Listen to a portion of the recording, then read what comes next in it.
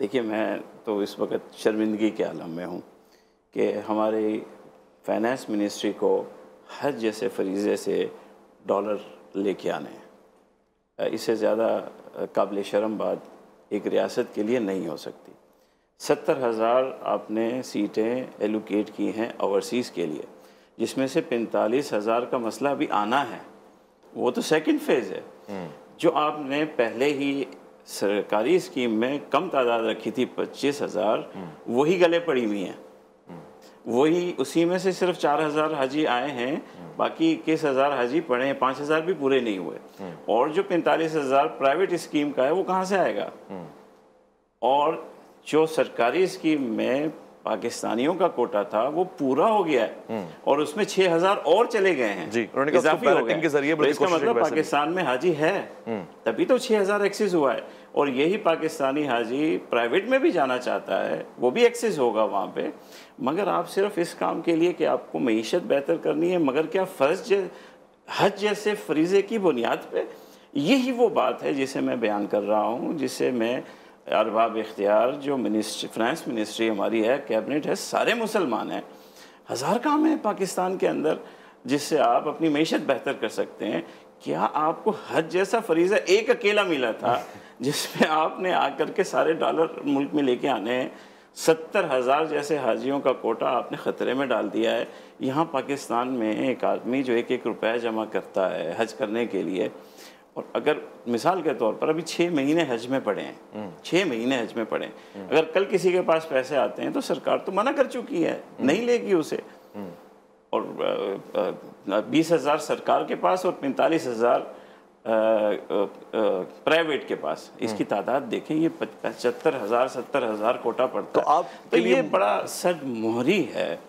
ये इस्लामी अपनी इबादत के मामले में जो ब्यूरोक्रेसी बैठी है मिनिस्ट्री ऑफ फाइनेंस में, उसकी सर्द मोहरी है।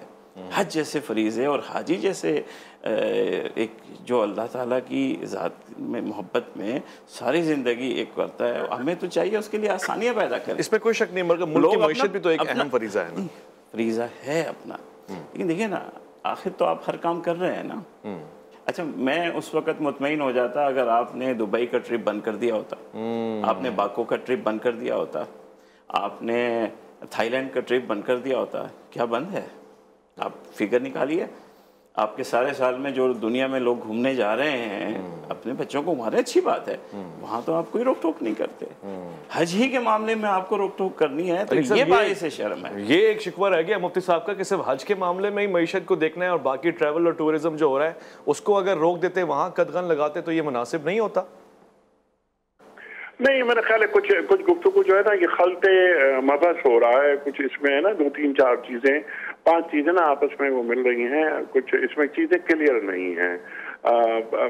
मतलब ये जैसे अभी एक बात ये फरमाई मुफ्ती साहब ने कि मुझे शर्मिंदगी हो रही है कि इस बात पर, पहले मुफ्ती साहब ने ये फरमाया था कि इसकी तुक समझ में नहीं आती।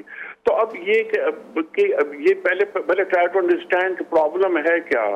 वो असल में हर आदमी अपने ज़ाविये निगाह से देखता है, उन चीज़ों को ज़रा चीज़ों को समझना, थोड़े से मामलात आगे के होते हैं। अब ये कि जैसे कोई घूमने दुबई जा रहा है वगैरह, वहाँ जैसे अब एक नया सवाल ये सामने आ गया, वो अपना एक शख्स का जो पाकिस्तानी है उसका ज़ाती मसला है। हम ये चाह रहे हैं कि पाकिस्तानी नहीं, जो ओवरसीज पाकिस्तानी हैं, वो ओवरसीज पाकिस्तानी जब दुनिया भर में घूमने जाते हैं और डॉलर खर्च कर रहे हैं, वो हज के लिए पाकिस्तान के जरिए जाएं और घूमने फिरने में डॉलर खर्च करते हैं, तो वो डॉलर हज के फरीजे के लिए खर्च करें और इसमें पाकिस्तान की मईशत को फायदा पहुंचेगा। इतनी सी बात है। और जो मिनिस्ट्री ऑफ फाइनेंस ने जो फैसला किया है, उनके पेश नजर यही बात थी, यानी स्टेट का मफाद। और ऐसा नहीं है, यहाँ हम बैठे हुए हैं ना जी, यानी आप, ये तो अजीब बात हुई कि हम बैठे हुए हैं। क्या ऐसा मुमकिन है कि हमारे बैठे हुए कोई इबादत में कमी के हवाले से कोई फैसला हो जाए?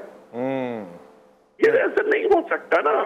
तो मैं असल में होता सिर्फ ये है कि हमारे पास, हमारे माशरों में, मैं अपनी बात को ऊपर ले आता हूं और मैं आपकी बात को खुद ब खुद नीचे ले आता हूं।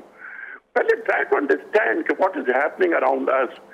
आपको ये पहले ये चीजें देख लें। ऐसा नहीं है, हमारा हज, हमारी इबादत सबसे ऊपर है, हमारा दीन सबसे ऊपर है, और हम दीन के मामलात पे कोई कंप्रोमाइज ना करेंगे, ना करने देंगे।